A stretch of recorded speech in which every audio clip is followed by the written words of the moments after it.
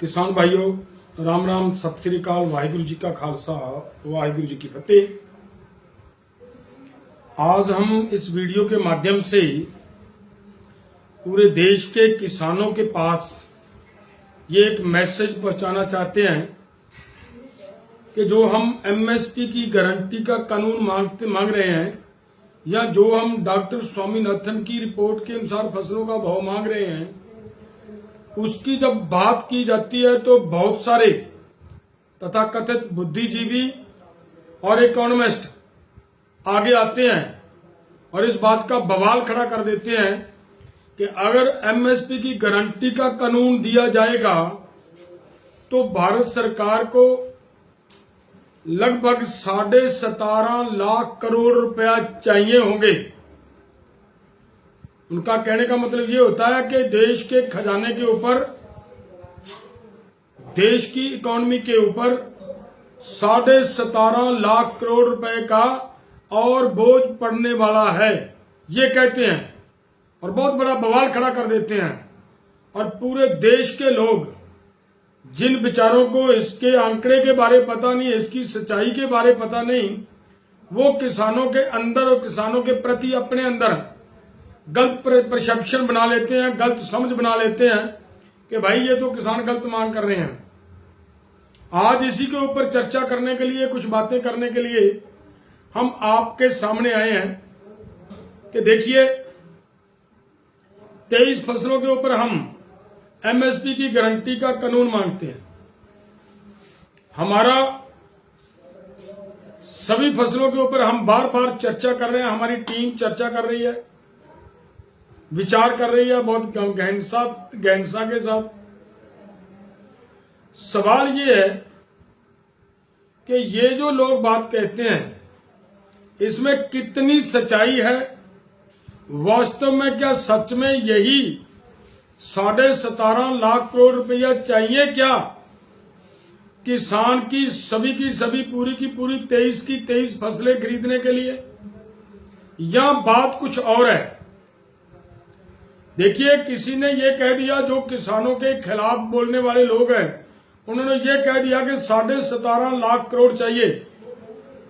एक इकोनॉमिस्ट ये कहता है कि केवल 1.5 लाख करोड़ रुपया चाहिए। एक उससे भी आगे जाकर ये कहता है कि केवल 50,000 करोड़ रुपया चाहिए। और एक भाई ने तो उससे भी आगे जाकर कह दिया कि केवल 20,000 करोड़ रुपया चाहिए और पूरी की पूरी 23 की 23 फसलें की खरीदी की जा सकती है। अब इस वीडियो के माध्यम से आप सब भाइयों ने हिसाब लगाना है। जो मैं बात रखूंगा आपके सामने, तो उससे आपने लेखा जोखा अपने दिमाग के अंदर लगाने का प्रयास करना है कि क्या झूठ बोला जा रहा है, सच्चाई क्या है और झूठ किस तरीके से परोसा जा रहा है। किसान को मारने के लिए और किसान की जमीनें, किसान की जायदाद कारपोरेट्स को सौंपने के लिए किस तरीके से वो लोग किसान के खिलाफ अपनी बयानबाजी करते हुए ये बता रहे हैं कि 17.5 लाख करोड़ रुपया चाहिए। भाइयों, मैं जो आज बात करूंगा ये हमारे अपने से, हमारी कोई अपनी खुद की रिसर्च नहीं है या किसी और इकोनॉमिस्ट की कही हुई बात नहीं है। जो ये मैं बात रखने वाला हूं आपके सामने, ये हमारी ही भारत सरकार की 2022-23 की जो गेहूं की फसल खरीदी गई है, बिकी है किसानों की, सिर्फ हम गेहूं के ऊपर ही आज बात करेंगे, बाकी फसलों के ऊपर बाद में चर्चा करेंगे। देखिए, 2022-23 में गेहूं का उत्पाद कितना हुआ देश के अंदर। टोटल गेहूं 1105.54 लाख मीट्रिक टन गेहूं पैदा हुआ 2022-23 में। और ये जो 2022-23 में पैदा हुआ, इसकी वैल्यू कितनी बनती है। 2022-23 में कीमत कितनी थी, 2125 रुपए पर क्विंटल ये उसकी कीमत थी। उसके हिसाब से अगर पूरी की पूरी फसल का हिसाब लगाएंगे, वैल्यू निकालेंगे, तो उसकी वैल्यू निकलेगी 2,34,927 करोड़ रुपया। मैं फिर बोल देता हूं, 2,34,927 करोड़ रुपया पूरी की पूरी देश की गेहूं जो पैदा हुई उसकी वैल्यू बनती थी। और उसके ऊपर अगर आप आगे विचार करोगे तो इन्हीं के ही एक सर्वे या सरकार का, इन्होंने एक सर्वे करवाया, इन्होंने एक स्टडी करवाई कि भाई देश के अंदर जितनी गेहूं पैदा होती है, कितनी लोग घर पे रखते हैं, अपनी डोमेस्टिक डिमांड के लिए यूज करते हैं।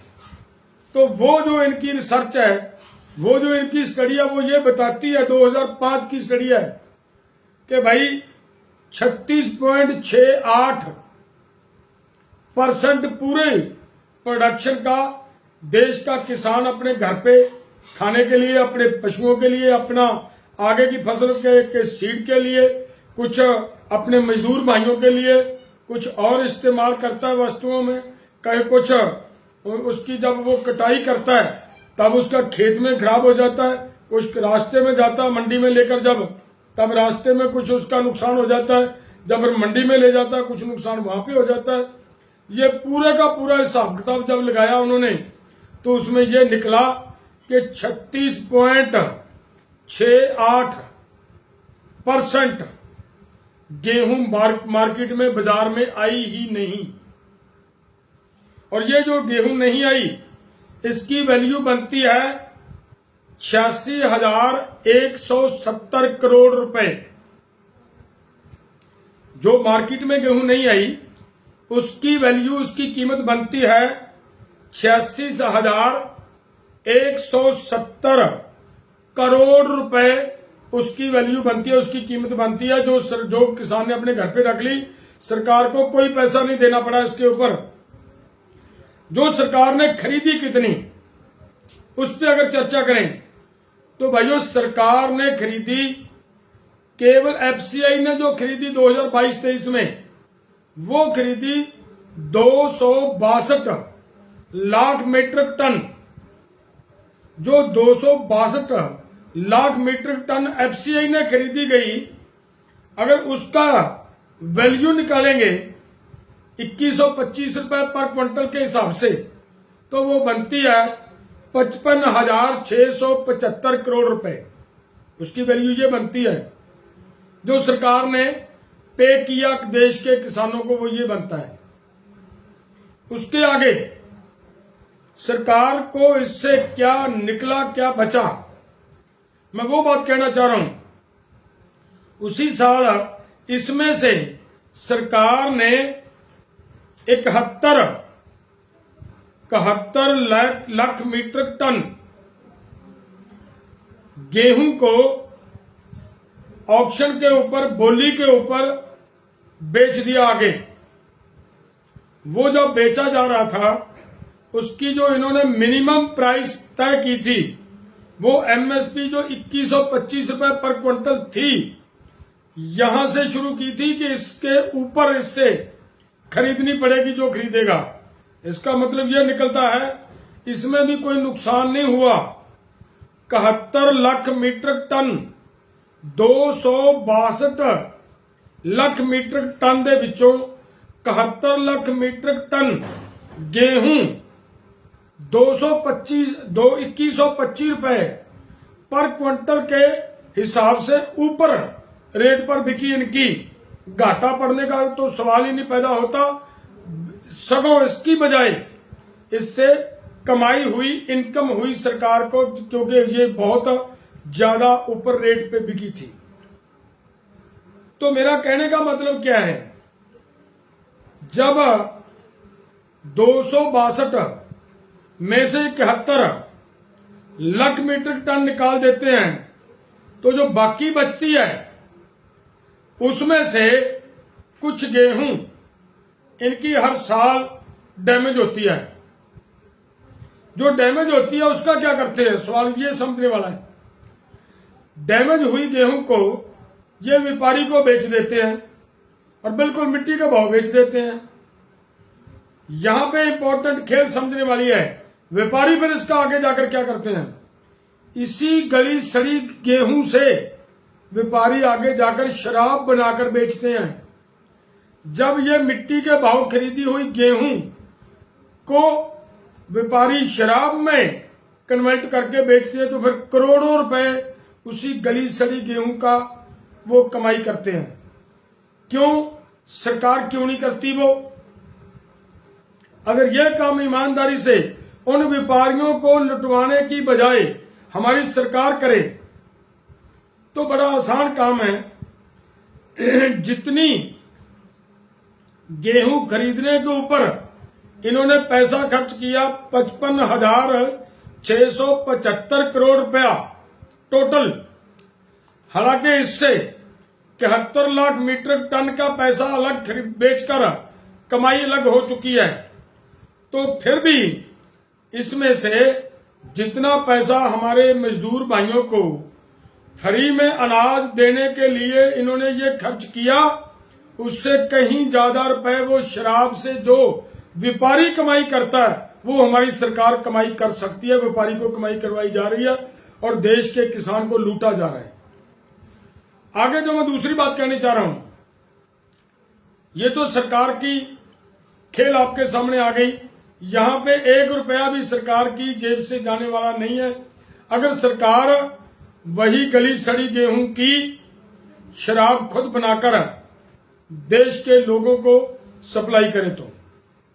और उससे आगे मैं अगली बात कहनी चाह रहा हूं कि देखिए, जो एफसीआई ने नहीं खरीदा, इसके अलावा कुछ और जैसे कुछ सोसाइटीज खरीद लेती है गेहूं, या कुछ और संस्थाएं जो सरकार की संस्थाएं वो खरीद लेती हैं।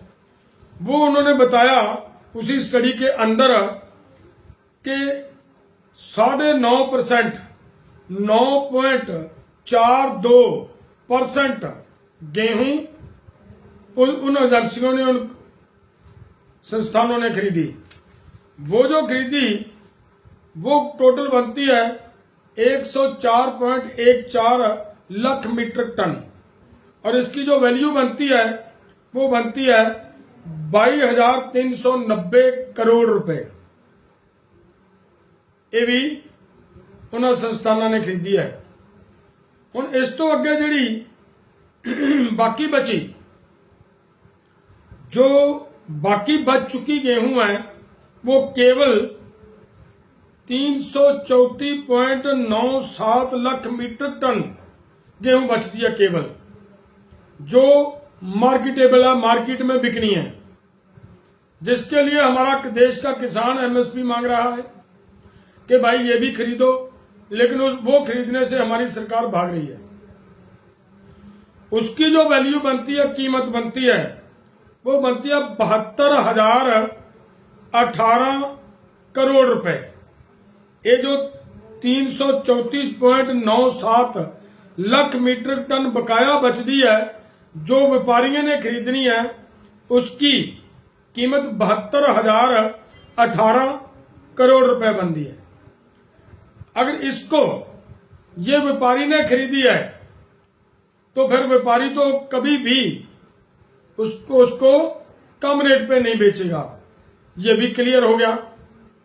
सरकार ने जो खरीदा उसमें भी कोई कमाई की है, सरकार ने कोई नुकसान नहीं हुआ सरकार का। तो व्यापारी का तो मतलब ही नहीं कि वो घाटा खाकर घाटे में वो अपनी गेहूं बेचेगा। अगर इसका भी हिसाब लगाकर देखेंगे हम, तो देखिए जो आटा बाहर भेजा जा रहा है भारत की तरफ से, वो है 1,28,000 शिपमेंट्स भेजे जा रहे हैं। एक शिपमेंट में कितना होता है ये भी समझने की बात है। एक शिपमेंट में कोई ये तो है नहीं कि 10 क्विंटल किसी बाहर देश में किसी एक शिप के ऊपर भेज देंगे, ये नहीं है। वो कंटेनर भरकर भेजेंगे। एक कंटेनर भेजते हैं, 2 भेजते हैं, 5 भेजते हैं, 10 भेजते हैं, 20 टन भेजते हैं, 50 टन भेजते हैं, 100 टन भेजते हैं, 1000 टन भेजते हैं। कितना भेजते हैं वो शिप जाते हैं, वो जो एक बार शिप में जाता है उसको एक शिपमेंट कहा जाता है। और ये जो 1,28,000 शिपमेंट आटे के बाहर जाते हैं, वो तो सवाल ही नहीं पैदा होता कि बाहर आटा हमारी सरकार नुकसान उठाकर देगी या हमारा व्यापारी बाहर आटा नुकसान उठाकर बाहर देगा। तो इसका भी कोई तुक ही नहीं बनती कि ये हो जाए। तो इसका मतलब ये निकलता है कि भाई देश के किसान को लूटकर, देश के किसान को लूटा जा रहा है। जो ये 334.97 लाख मीट्रिक टन गेहूं की जो हम बात करते हैं, वो सरकार खुद ना खरीद कर जो व्यापारी खरीदता है, व्यापारी यहाँ पे किसान को क्या कैसे लूटता, मैं वो बात भी क्लियर करना चाहता हूं। जैसे बिहार के अंदर, यूपी के अंदर मार्केट सिस्टम नहीं है, वहां पे व्यापारी दुकानों के ऊपर देश के किसान की गेहूं मंगवाता है, वो कम दामों पे वो खरीदता है। वो कम दामों पे खरीद के आगे वही गेहूं या तो फिर वो आटा बनाकर आगे बेचता है या फिर वो सरकारी बोली के ऊपर, सरकारी ही रेट के ऊपर वो सरकार को भर देता है। वो जो डिफरेंस होता है किसान से कम रेट में खरीदना और आगे फुल रेट में, पूरे रेट में गवर्नमेंट को भरना, उसका जो अंतर होता है वो व्यापारी, अधिकारी और वो मंत्री मिलकर इसका बंदरबाट करते हैं। सवाल ये है भाइयों, देश के किसान को यहां पे लूटा जा रहा है। तो इस पूरी कहानी के अंदर आपको अच्छी तरह समझ आ गया होगा कि कहीं पे भी यह नजर नहीं आ रहा कि देश के किसान को एमएसपी के ऊपर खरीदे अगर, तो कहीं पे भी कोई अलग से पैसा खर्च करने की तो यहां पे जरूरत नजर नहीं आ रही। कहीं पे किसी को घाटा नहीं पड़ रहा। तो फिर इसका मतलब क्या हुआ? तो इससे आगे मैं एक बात और कहना चाहता हूं। देखिए, जो ये लोग बात करते हैं कि भाई अगर एमएसपी दे देंगे रेट बढ़ जाएगा, डॉक्टर स्वामीनाथन के फार्मूले से रेट बढ़ जाएगा, फिर मतलब महंगाई बहुत बढ़ जाएगी। मैं उस पर थोड़ी चर्चा करना चाहता हूं, वो भी मैं आपके सामने बात रखना चाहता हूं। देखिए, देश के किसान से जो गेहूं खरीदी गई उस साल, वो 2125 रुपए पर क्विंटल खरीदी गई है। और जो देश में कंज्यूमर को आगे आटा मिल रहा है, देखिए गेहूं से आटा बनाना है तो केवल 2-4 रुपए पर केजी खर्च आएंगे। अगर 2 रुपए खर्च भी आ जाते हैं पर केजी, तो फिर अंदाजा लगाकर देखें, 21.25 1 किलो गेहूं हमारे से खरीदी गई, 2 रुपए उसके ऊपर खर्च आया, 23.25 वो आटा बन गया। और वो 23.25 की बजाय कंज्यूमर को 45 रुपए से लेकर 50 रुपए तक पर केजी आटा खरीदना पड़ रहा है। भाई यहां पे क्यों नहीं बोलते वो लोग जो महंगाई की बात करते हैं? कंज्यूमर किस देश के किसान से 2125 रुपए में क्विंटल गेहूं खरीद ली जाती है और कंज्यूमर को 4500 रुपए पर क्विंटल के हिसाब से आटा बेचा जाता है। तो लूट तो यहां हो रही, यहां जो महंगाई हो रही है उसके ऊपर क्यों नहीं बोलता कोई? बोलने की जरूरत इसके ऊपर है, लेकिन इसके ऊपर सभी चुप हैं, सभी शांत हैं। सो मेरे भाइयों, इस पूरी कहानी में यह समझ आता है कि कहीं पे भी 1 रुपया भी सरकार को घाटा पड़ने वाली बात तो नजर नहीं आ रही। एक बात मैं और बताना चाहता हूं इसी के संदर्भ में। देखिए, 1 किलो गेहूं 21 रुपए 25 पैसे की है और 1 किलो बिस्किट 150 रुपए किलो का है। बताएं, गेहूं से बने हुए उत्पाद में कहां घाटा पड़ा? आटा बनाने में घाटा पड़ा, या बिस्कुट बनाने में घाटा पड़ा, या कोई और भी प्रोडक्ट बनेंगे तो उसमें क्या घाटा पड़ा? कहीं पे कोई घाटा नहीं पड़ता। अगर इससे भी मैं आगे बात करूं, गेहूं से जब मैदा बनाया जाता है तो उसका ऊपर का जो छिलका उतारा जाता है वो अलग पैकिंग करके, छिलका भी वेस्ट नहीं जाता इसका, वो अलग पैकिंग करके पशुओं की खुराक में बेच दिया जाता है।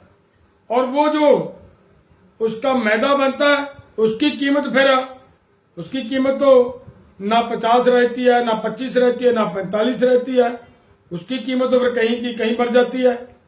सो इस हिसाब से देश के किसान को लूटा जाता है, देश के कंज्यूमर को लूटा जा रहा है। तो लूट कौन रहा है?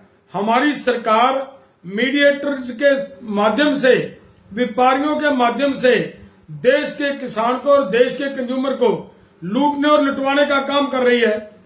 तो इसीलिए मेरे भाइयों, हमारी ये मांग है कि भाई गेहूं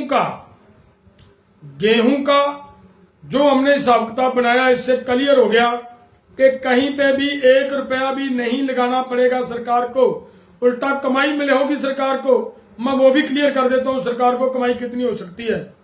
देखिए, हमारे देश की सरकार बाहर से पाम ऑयल मंगवाती है 1,38,000 करोड़ रुपए का, और बाहर से जो पल्सेज मंगवाती है, दालें मंगवाती है, वो मंगवाती है 31,000 करोड़ रुपए की। जितनी दाल मंगवाई जाती है, जितना पाम ऑयल मंगवाया जाता है, अगर दोनों को मिला लेते हैं तो लगभग 2.25 लाख करोड़ रुपया केवल बाहर से पाम ऑयल मंगवाने पर और बाहर से दालें मंगवाने पर हमारे देश का बाहरले मुल्कों में चला जाता है। अगर देश के अंदर किसान को ये लोग एमएसपी की गारंटी दे देते हैं, भारत का किसान इतना सक्षम है कि वो देश के अंदर कहीं भी तेल की कमी नहीं आने देगा। वो सरसों पैदा करेगा, वो सूरजमुखी पैदा करेगा, वो तेल बीज पैदा करेगा, वो तिलहन की खेती करेगा। इसी तरह वो किसान जब उनको पूरा रेट मिलेगा, वो सभी प्रकार की दालें पैदा करेगा। और बाहर से दालें जो मंगवाई जाती हैं, बाहर से जो पाम ऑयल मंगवाया जाता है, उसको अगर सरकार बंद कर दे और 2.25 लाख करोड़ रुपया देश का रुकेगा, और देश के किसान को हमारे जो अलग अलग तरह के हमारे बुद्धिजीवी, हमारे इकोनॉमिस्ट, जिन्होंने ये क्लियर कर दिया कि केवल 20,000 करोड़ रुपए से ही पूरी सभी की सभी फसलों की एमएसपी दी जा सकती है, तो फिर तो बड़ी आसान बात है कि 2.25 लाख करोड़ में से अगर 20,000 करोड़ निकाल भी दिया जाए तो लगभग 1.5 लाख करोड़ रुपया सरकार को एक ही फसल में, एक ही साल में 23 फसलों के ऊपर अगर वो एमएसपी दे देते हैं, सभी खरीदने का वायदा करते हैं, काम करते हैं, तो एक ही साल में 1.5 लाख करोड़ रुपए का सरकार को फायदा हो सकता है, मुनाफा हो सकता है। एक बात सीधा अगर गेहूं के प्रोडक्ट बनाकर बेचे सरकार, तो फिर तो बड़े न्यारे हो सकते हैं। जैसे मैंने पहले कहा कि वो जो गली सड़ी गेहूं जिसकी शराब बनाकर व्यापारी बेच रहा है और वो अपने वो माला माल हो रहा है, वो धनी होता जा रहा है, अगर वही काम हमारी सरकार करे तो वो इनकम, वो पैसा सरकार के खजाने में आ सकता है। देश का, सरकार का भी कर्ज उतर सकता है और देश का किसान भी समर्थ हो सकता है, सक्षम हो सकता है, और देश का आम कंज्यूमर की भी लूट रुक सकती है। क्यों मैं लूट रुकने की बात करता हूं? अगर गेहूं के ऊपर एमएसपी तय होती है तो आपने कभी नहीं देखा होगा कि गेहूं का आटा 100 रुपया पार कर गया किलो, नहीं होता। अगर टमाटर आपने देखा होगा, देश के किसान का 5 रुपए टमाटर खरीद कर ये व्यापारी अपने स्टोरों में बंद कर और नकली डेफिशिएंसी बना के, नकली कमी बना के, उसके बाद उसी टमाटर को 100 रुपए तक बेचते हैं। कंज्यूमर को लूटा जाता है, उसके प्रोड्यूसर को भी लूटा जाता है और कंज्यूमर को भी लूटा जाता है। अगर इतनी सभी फसलों के ऊपर एमएसपी की गारंटी हो जाए तो पूरे देश को पता होगा कि आज भाई एमएसपी के हिसाब से टमाटर का रेट क्या है, एमएसपी के हिसाब से दालों का रेट क्या है, तो लोगों की लूट रुकेगी, लोगों की लूट बचेगी। अगली बात मैं ये कहना चाह रहा हूं कि ये जो कह रहे हैं कि देश की इकोनॉमी के ऊपर बहुत बड़ा असर पड़ जाएगा अगर कि देश के किसान को एमएसपी दे दी जाती है, तो मैं वो भी क्लियर कर देना चाहता हूं, अगर देश के किसान को पूरा रेट मिल जाता है और एमएसपी मिल जाती है, गारंटी हो जाती है, तो बड़ी आसान बात है कि देश के किसान के पास कुछ पैसे ज्यादा आएंगे। अगर पैसे ज्यादा आएंगे तो वही पैसे लेकर किसान मार्केट में जाएगा। जो आज अपने बच्चों के कपड़े नहीं खरीद पाता, आज अपने बच्चों के लिए उनकी यूनिफॉर्म नहीं खरीद पाता, आज अपने बच्चों के लिए वो स्कूल की किताबें नहीं खरीद पाता, आज अपने बच्चों के लिए वो साइकिल नहीं खरीद कर दे सकता, अगर वो सक्षम हो जाएगा, वो बाजार से जाकर बच्चों के लिए कपड़े खरीदेगा, वो बच्चों के लिए साइकिल खरीदेगा, वो बच्चों के लिए जूते खरीदेगा। और जितनी परचेजिंग पावर किसान की बढ़ेगी उतनी ही मार्केट के अंदर डिमांड बढ़ जाएगी। जब डिमांड बढ़ जाएगी तो वो काम करने वाली इंडस्ट्री उसकी प्रोडक्शन बढ़ाएगी। जब प्रोडक्शन बढ़ाएगी तो वहां पे लोगों को रोजगार मिलेगा, और जब जो रोजगार मिलेगा वो लोग जो बेरोजगार फिर रहे हैं अब देश के अंदर, वो भी सब सक्षम हो जाएंगे, उनकी भी परचेजिंग पावर बढ़ जाएगी। जब उनकी भी परचेजिंग पावर बढ़ेगी तो अपने आप एक इकोनॉमिकली सर्कल चलेगा देश के अंदर, और उससे देखना कि देश की अर्थव्यवस्था जो ये लोग झूठ बोलकर बदनाम कर रहे हैं और लोगों को गुमराह कर रहे हैं कि देश की अर्थव्यवस्था के ऊपर गलत प्रभाव पड़ेगा, कि वो देखना कि देश की अर्थव्यवस्था कैसे विकास करती है, कैसे आगे बढ़ती है। ये करने की एमएसपी देने के साथ कोई किसी तरह का देश की अर्थव्यवस्था के ऊपर प्रभाव नहीं पड़ने वाला, उल्टा देश की अर्थव्यवस्था और विकास करेगी और तेज चलेगी। मैं एक बात मिसाल देकर अपनी बात समाप्त करता हूं। पिछले समय में जब देश के अंदर कोरोना का दौर आया था, इन्हीं के देश के अदर जितने भी संसाधन थे सब बंद हो चुके थे। कहीं से भी जीडीपी बढ़ने का 1% भी उम्मीद नहीं बची थी। लेकिन जब देश में किसान ने अपने खेत में काम किया, अपनी गेहूं को काटा और मार्केट में लेकर आया, एकदम देश की जीडीपी में उछाल आया था, उसमें बढ़ोतरी आई थी। उस समय गिरी हुई देश की जीडीपी को बचाने का काम अगर किया तो देश के किसान ने किया था।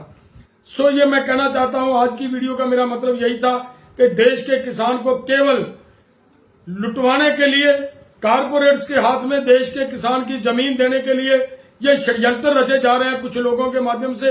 वो लोग गलत प्रचार दुष्प्रचार करते हैं ताकि देश के किसान को ये ना मिल पाए, और आखिर ऐसे ही हालात में देश का किसान पिसता रहे और आहिस्ता आहिस्ता कर्ज के माध्यम से देश के किसान की जमीन कारपोरेट्स के पास चली जाए और पूरे का पूरा ये खाद्यान्न भंडार है जो वो कारपोरेट्स के कब्जे में चला जाए। और वो कारपोरेट्स के कब्जे में जब जाएगा तो फिर देखना कैसे लूट होगी, वो भी आपने देखा तो होगा लेकिन ध्यान नहीं होता।